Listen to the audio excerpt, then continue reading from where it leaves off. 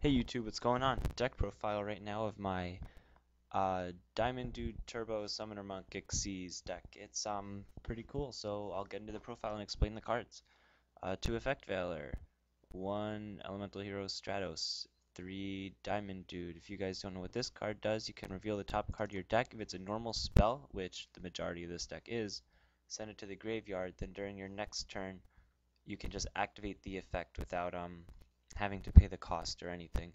So that's really cool. So like, let's say you milled your Destiny draw, you just get to draw 2 cards without having to discard a Destiny hero. If you mill the Pot of Duality, you just get to look at the 3 cards and add one to your hand, and you don't have to worry about the special summon clause or anything like that. It's really cool. Lightning Vortex, just for free, destroy all face-up monsters your opponent controls. Really cool card, and it's level 4, and it's a hero, so it combos with some other stuff that I'm going to show you in a little bit. Next, Destiny Hero Dasher. Just since I am running 2 Destiny draw, he needs another thing to search out. Also, it's kind of cool when you draw a Sacred Crane when he's sitting in graveyard during your draw phase, because you could just reveal it and special summon the monster immediately. And so he's cool. I like him. 2 Chaos Sorcerer, since we are running a couple lights and darks in the deck. Chaos Sorcerers and BLS are live. The deck also needs beat sticks, so he provides it. 2 Vortex Trooper. If you don't know what this card does, when it's normal summon, shuffle 2 cards from your hand to the deck, then draw 2 cards. After this card is destroyed, draw a card. And 1 Card Trooper, who everybody knows what he does. You get to draw a card with him too. These are some floaters in the deck. He helps fix some weird hands. He helps, set up the graveyard. I like running Vortex Trooper over Card Trooper, even though he's like a weakling. There are a lot of times where I just really like his effect. And Card Trooper never really gets the mill that I want, so Vortex Trooper just works a little bit better in this deck. I go back and forth on it though. I don't exactly know I might change it right after this deck profile. Not sure. Next we have 2 Tinplate Goldfish. This card's exactly like Goblinberg, except it won't make cards miss the timing when it's normal summon, special summon a level 4 monster from your hand. That's great because one of the biggest problems with Summoner Monk decks is that, let's say you drew a Sacred Crane, there was really no way to get it out of your hand, so Tinplate Goldfish kind of remedies that problem, where if you draw a Sacred Crane, you just special summon it right from your hand and you still get that plus, so he's great. To Summoner Monk, you can discard a spell card to special summon a level 4 monster from your deck, so basically you're going to want to either be bringing out Sacred Crane or Elemental Hero Stratos. Stratos is level 4, obviously, so if you discard a spell card, bring out Stratos, then he'll get his search, so it's another type of +1, which is really good.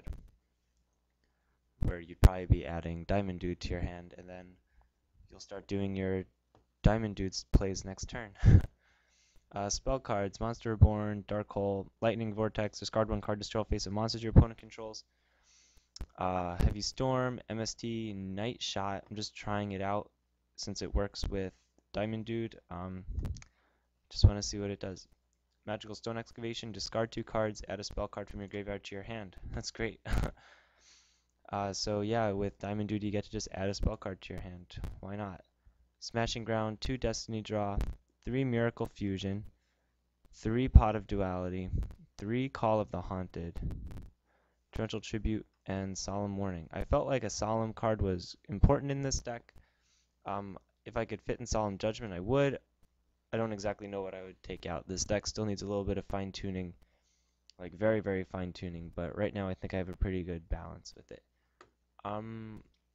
So yeah, what was I gonna say?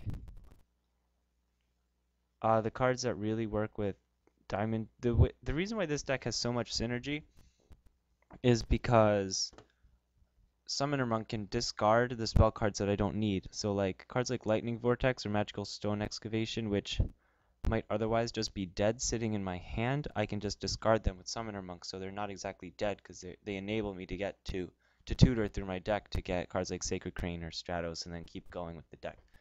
So that's really great, and so it doesn't hurt that I'm running these cards that have pretty high costs in them.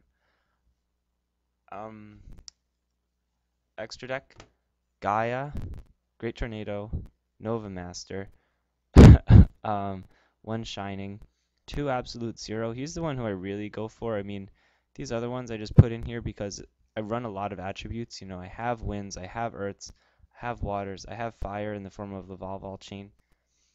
So there are ways to get all the different heroes out, but absolute zero requires a hero monster and a water monster. So that would be typically Diamond Dude and Tin Plate Goldfish. So you summon Goldfish, special summon Diamond Dude from your hand with that, exceeds into a Utopia or the Volleyball chain if it's early. And then when it dies, you have the graveyard set up for absolute zero, which is awesome.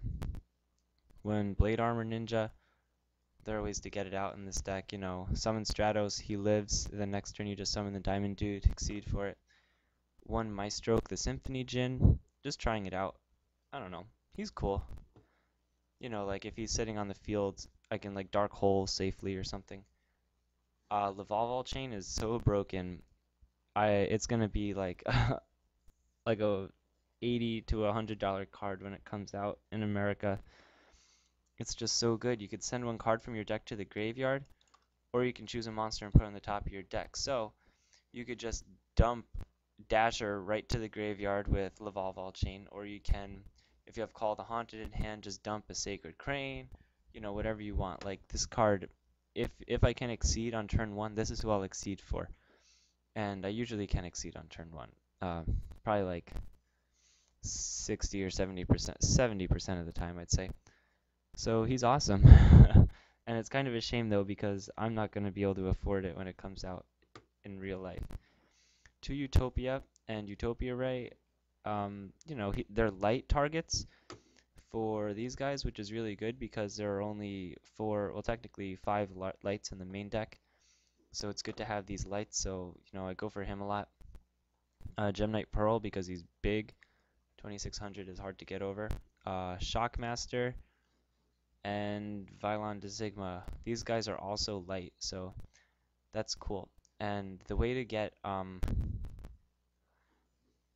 them out is really you just summon Goldfish, special summon Monk from your hand, and then discard a spell card to special summon Sacred Crane or Stratos or something from the deck, and then you have 3 level 4s. And then you go for one of them, and they're at 23 and 25, so that's pretty cool. The deck is pretty fun so far. I definitely do think it needs a little bit of work. Just looking at it, it looks a little bit off balance right now. I mean, throwing in a third crane would be cool, but I felt like it was dead a lot.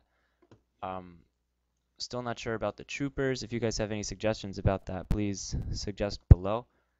It does work out fairly well though, so yeah, give it a shot on Dueling Network or something. And if you could figure out a way to squeeze in a Solemn Judgment or something, let me know. Or another Tin Plate Goldfish, because I love that card. I did have it at 3 right before the video. Then I just pulled it out really like spontaneously. It just felt like it was too much. Yeah, don't forget to comment, rate, subscribe if you want to. I'll be putting up a lot more videos and stuff. And yeah, that's all I got. Thanks, guys.